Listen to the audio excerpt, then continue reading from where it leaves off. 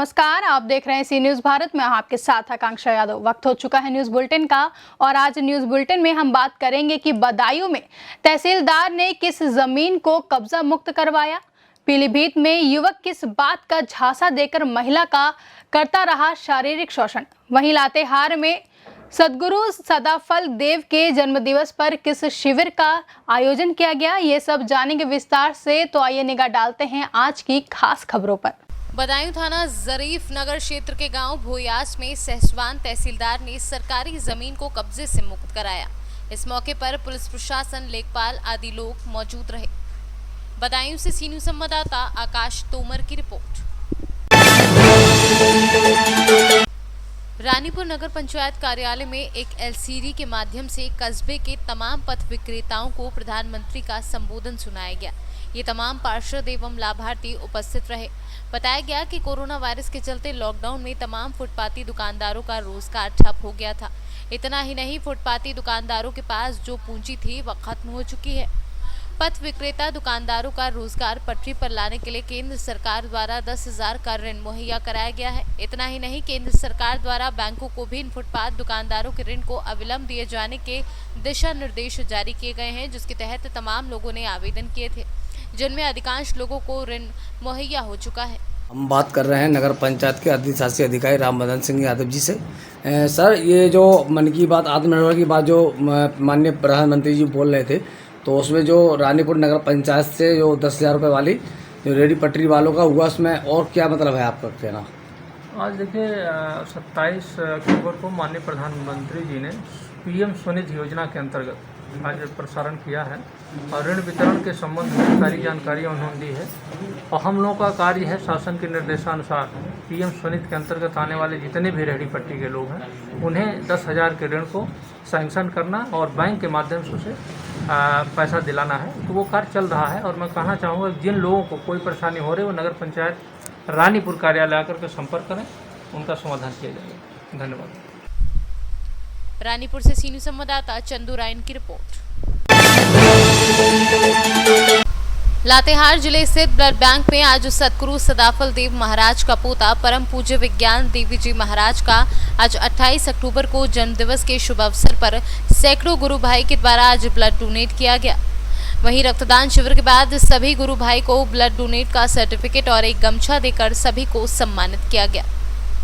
ये ब्रह्म विद्या विहंगम योग संस्थान के तत्वाधान में पूज्य श्री संत श्री विज्ञान देव जी महाराज के जन्मोत्सव के शुभ अवसर पर पूरे विश्व में 28 अक्टूबर को रक्तदान शिविर लगाया जाता है, जो आज लातेहार जिला में प्रत्येक वर्ष की भांति इस वर्ष भी हम सभी रक्तदान शिविर लगाए हुए हैं। और विहंगम योग के जितने भी अनुयायी भक्त हैं, शिष्यगण हैं, सभी कोई रक्तदान शिविर में भाग लेते हैं और निःशुल्क रक्तदान करते हैं। ऐसे विहंगम योग संस्थान के माध्यम से कई एक सामाजिक कार्य भी हो रही है, उनके माध्यम से वृक्षारोपण का कार्यक्रम।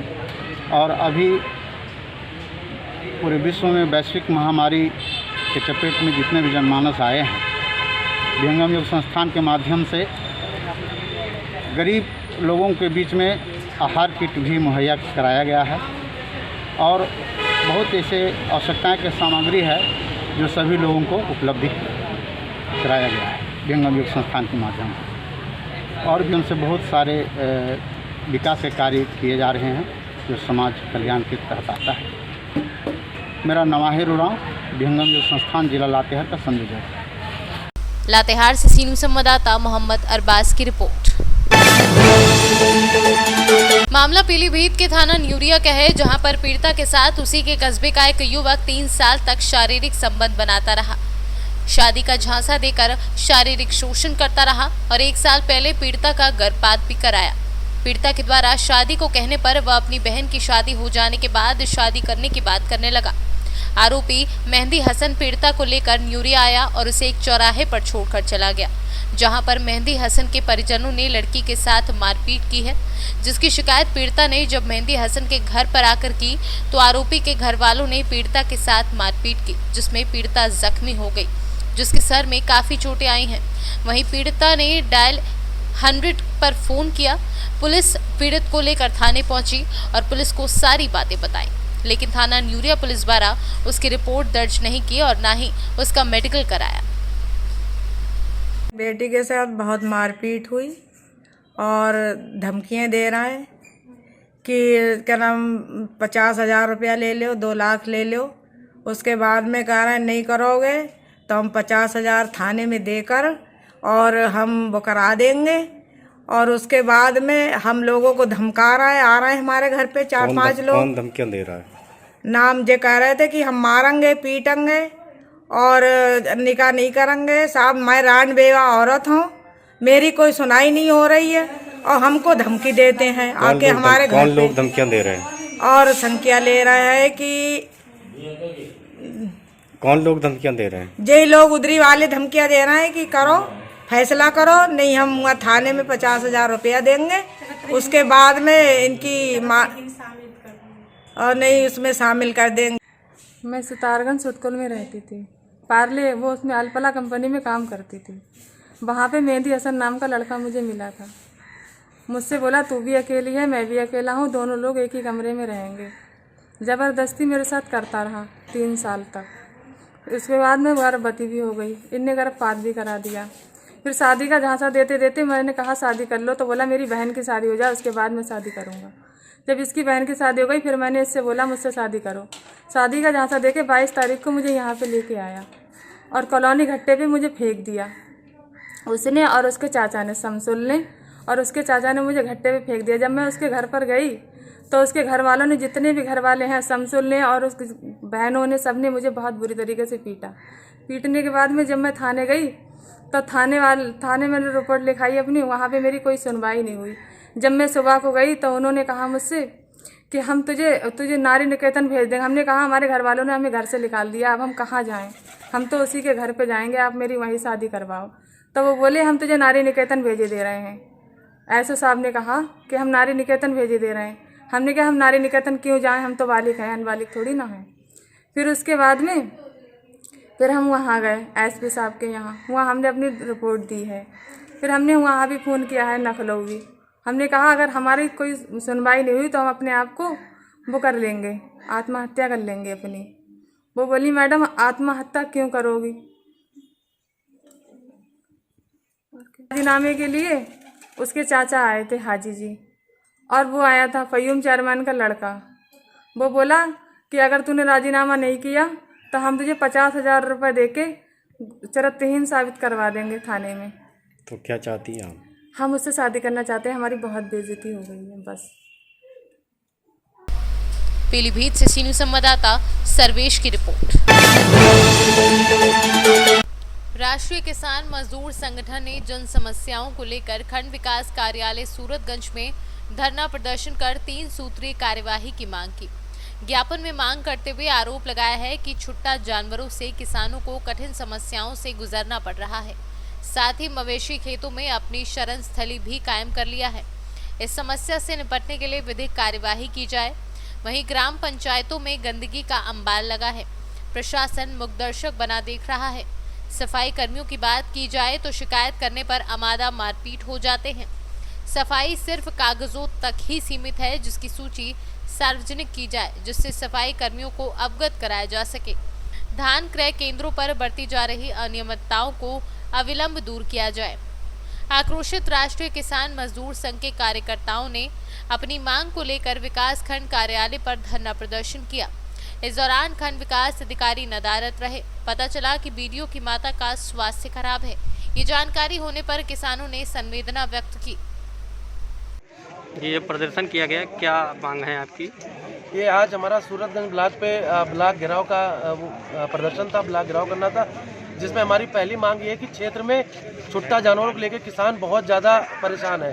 किसान रात भर खेत बचाता है, धान बचाता है और उसके बाद दिन में अपना काम करता है। इसलिए किसान की ये सबसे बड़ी समस्या है इस समय छुट्टा जानवर ये था। और दूसरी समस्या थी कि ग्राम पंचायतों में जो सफाई कर्मचारी नियुक्त किए गए हैं, उनकी हिला हवाली की वजह से कोई काम करने जाता नहीं, कोई सफाई करने जाता नहीं, जिससे गाँव में बहुत सारा कूड़ा का ढेर और नालियों में काफ़ी ज़्यादा गंदगी हो गई है।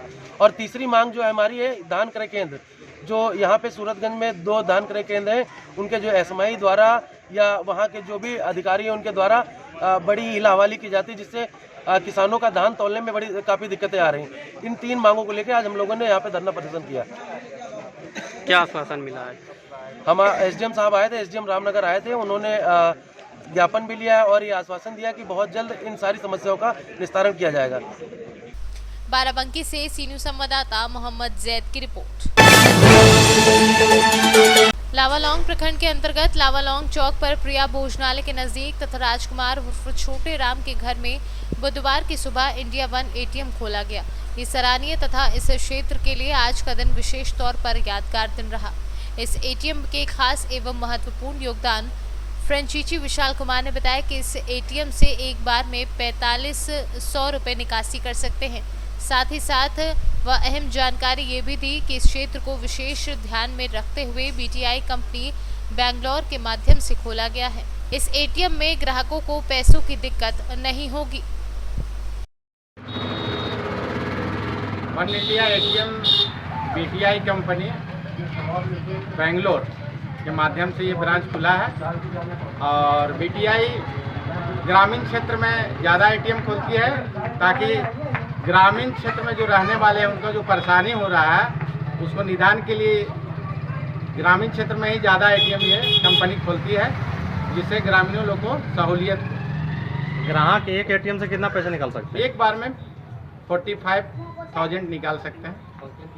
100। लावालौंग से सी न्यूज़ संवाददाता मोहम्मद साजिद की रिपोर्ट। जिला देवरिया गौरी बाजार मंडल में उपचुनाव के पर्पस पे प्रोग्राम हुआ। इस प्रोग्राम के मुख्य अतिथि केशव प्रसाद मौर्य रहे। उन्होंने कहा कि देवरिया जिले में कांग्रेस के राज्य में मेडिकल कॉलेज नहीं बना, लेकिन भारतीय जनता पार्टी ने देवरिया जिले में मेडिकल कॉलेज बनाया।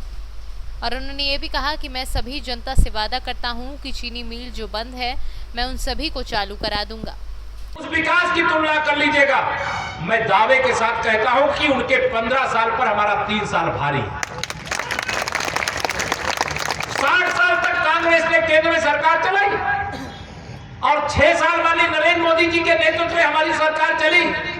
मैं दावे से कहता हूं 60 साल की कांग्रेस की सरकार ने अगर काम किया होता तो 6 साल में माननीय नरेंद्र मोदी जी ने जो देश के अंदर चमत्कार किया है, गरीबों के लिए हर दिन आपने कल देखा रेहड़ी पटरी लगाने वाले, ये पटरी में मैं भी दुकान लगाता था, मेरे पिताजी भी लगाते थे, मैं उनके साथ बैठता था। अब 10,000 रुपया की क्या वैल्यू होती है? ऐसे लोगों को ऋण उपलब्ध कराना, कम ब्याज पर उपलब्ध कराना। उत्तर प्रदेश में लाखों ऐसे परिवार हैं जिन लाखों परिवारों को कल ऋण उपलब्ध कराने का काम, ऐसी अनेक योजनाएं, मैं उस पर नहीं जाना चाहता। आप सब उन योजनाओं के बारे में जानते हैं, मैं क्यों आपसे क्यों ये उल्लेख इसलिए करना चाहता, लेकिन 60 साल तक जो शासन किए हैं, 6 साल की माननीय मोदी जी के नेतृत्व वाली सरकार से हिसाब मांगते हो। 15 साल तक सपा बसपा ने यूपी के अंदर सरकार चलाई। अगर तुमने काम किया होता तो कोई काम बाकी रह जाता? ये काम करने वाले नहीं, ये गुंडागर्दी करने वाले, ये भ्रष्टाचार करने वाले, ये गरीबों और मजदूरों का, कमजोरों का शोषण करने वाले, चाहे पिछड़ा हो चाहे दलित हो, उनको लूटने वाले। मैं आप सबको आज यहाँ पर ये कहने के लिए आया हूँ, यह चुनाव। देवरिया से कैमरा पर्सन मर्जीना के साथ शाहिद अंसारी की रिपोर्ट। केसरिया प्रखंड में मुख्यमंत्री नल जल योजना के तहत लाखों की लागत से निर्माणाधीन में टंकी में पानी नदारत है। ये वाकया खिजीरपुरा बेनीपुर पंचायत के वार्ड नंबर 13 का है, जहां मुख्यमंत्री नल जल योजना पूरी तरह से विफल साबित हो रही है। एक तरफ मुख्यमंत्री बिहार विधानसभा चुनाव प्रचार में अपने कार्य को गिनाते नहीं थक रहे हैं, वहीं दूसरी ओर विभागीय पदाधिकारी मुख्यमंत्री के लाभकारी योजना को विफल करने में लगे हैं। इस संबंध में वार्ड सदस्य के पति बसंत महतो ने कहा कि ये कार्य पिछले वर्ष 2018 से चल रहा है और इस कार्य को करने वाले वर्कर के पिता का 10 दिन पहले देहांत हो गया। इस वजह से कार्य में बाधा पहुंची है। अब चुनाव के 10 बाद पूर्ण हो जाएगा।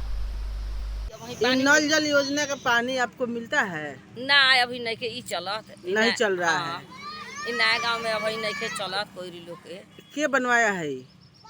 बसंत क्या है का है वार्ड है वार्ड है अभी पानी इसमें का नहीं मिलता है ना।